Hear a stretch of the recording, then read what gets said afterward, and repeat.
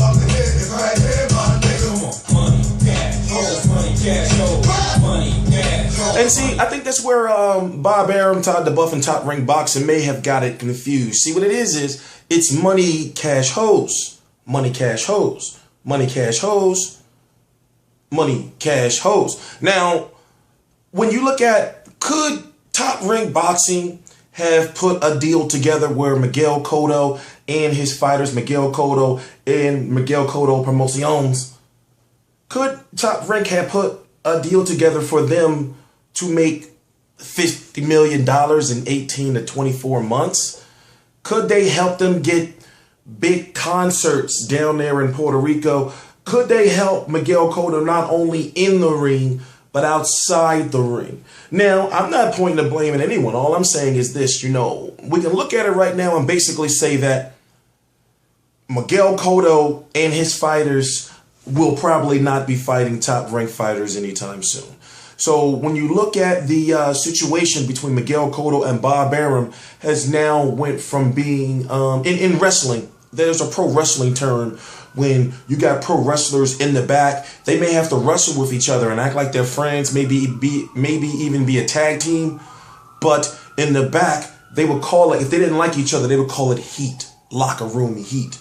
So with this Bob Arum and Miguel Cotto thing, it is now nuclear heat, because the deceased father of Miguel Cotto has now been brought into the mix. So when it comes to negotiating a fight with Miguel Cotto, just to put things in perspective and just to, talk about a hypothetical situation, to negotiate a fight with Miguel Cotto versus Timothy Bradley, you would have Miguel Cotto, you would have Brian Perez, you would have Jay-Z, or I forgot the name who's representing Jay-Z in Rock Nation.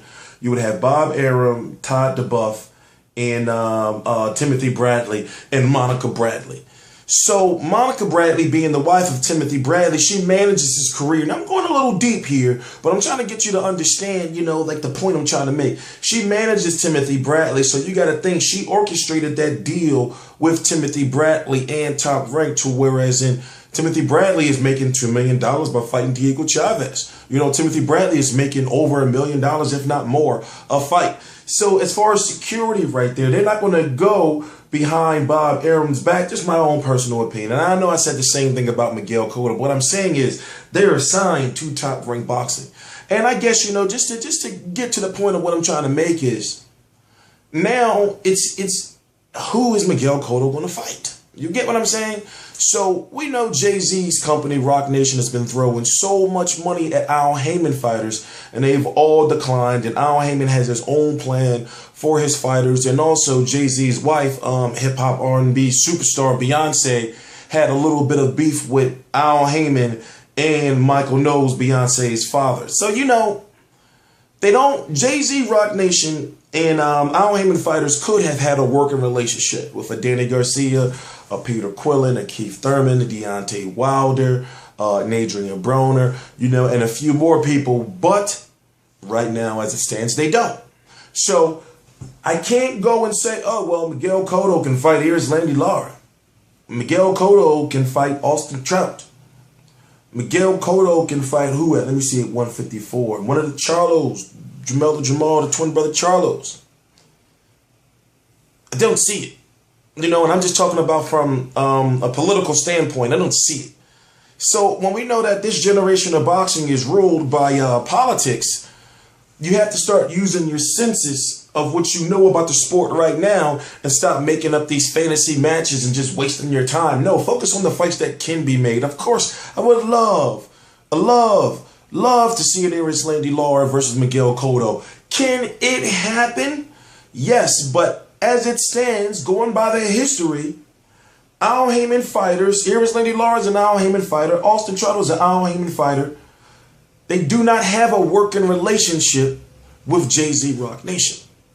So, you got Anthony Mundine, you got Cornelius K9 Bundrich, you got Turiano Johnson, who's the WBC #1 contender. It's crazy because if Miguel Cotto was to fight Turiano Johnson, he would be skipping over the mandatory to fight the next mandatory in line.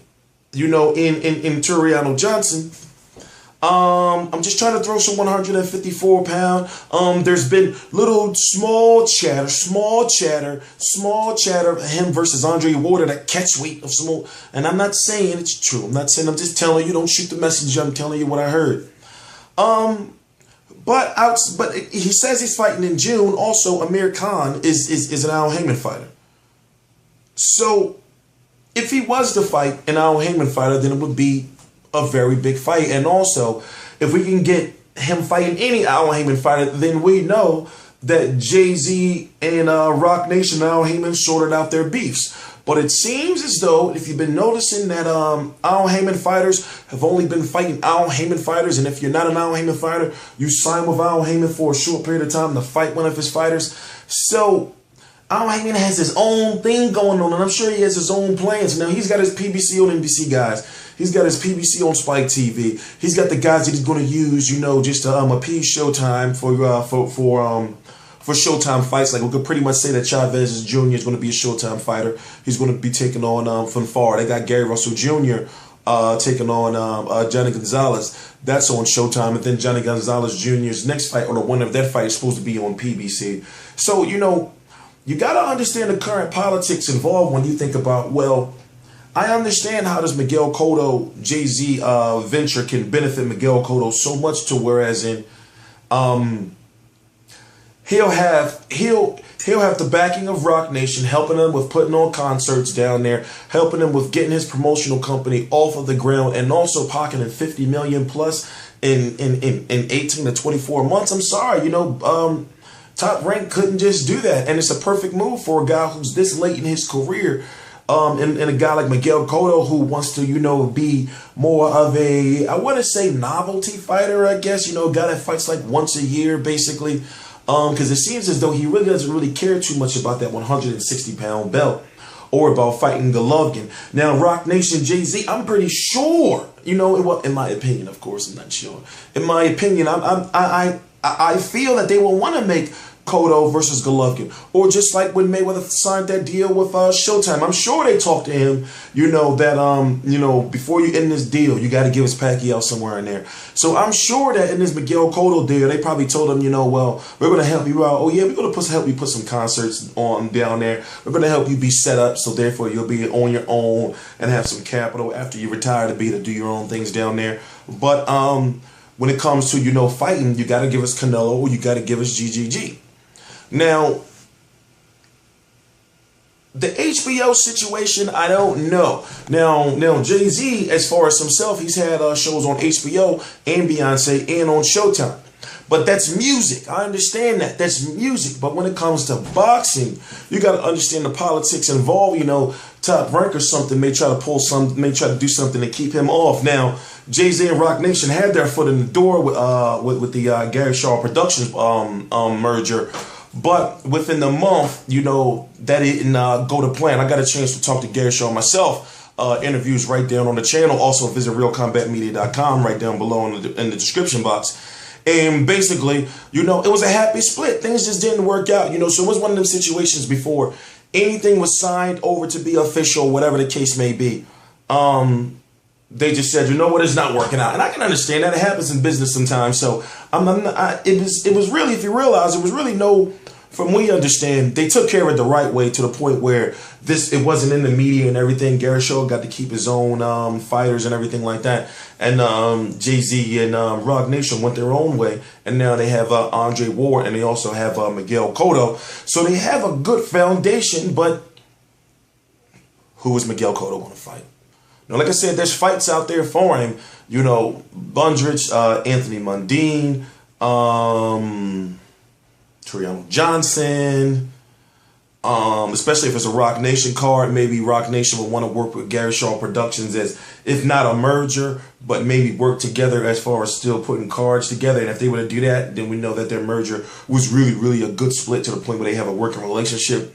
But at this point in time, it's all speculation. We really don't know. But the deal is $50 million plus over 18 to 24 months. How many fights? I believe it's going to be 2 or 3 fights, they're saying. We just don't know yet.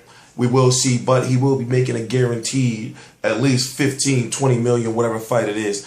So we can go to say, well, I guess we can assume now that the Canelo and Cotto deal was done on Canelo's side, on Golden Boy side, on Top Rank side, but according to Top Rank, Miguel Cotto was avoiding phone calls, emails, text, everything, and basically just went complete radio silence against Top Rank. So, you know, now we have more validation to know, okay, well, yeah, I can kind of believe that the deal was done on their end. But I'm T Street Controversy. This is T Street Controversy Live. I cover every single major fight live.